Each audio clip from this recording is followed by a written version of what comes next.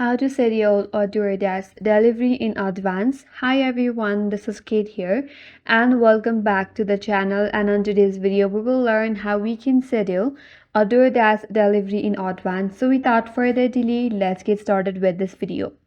So for that, first of all, you have to log in into either the Doordash application or into its website, that is doordash.com.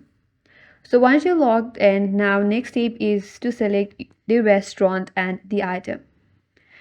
So explore and choose the restaurant that you want to order from and add your favorite items to the cart. When you're ready to check out, tap on the cart icon at the top right and hit checkout or tap checkout. After that, you can choose your delivery time. Look for the option as delivery ASAP option at the top. Tap on it and you will see a menu for scheduling. From there, you have to select schedule for later, then pick your preferred delivery date and time. Make sure it's within the available delivery window.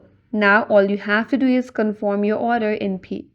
Once you have set the time for the schedule, confirm your delivery address and payment method, then place your order. And that's it. Now your DoorDash order will arrive exactly when you want it.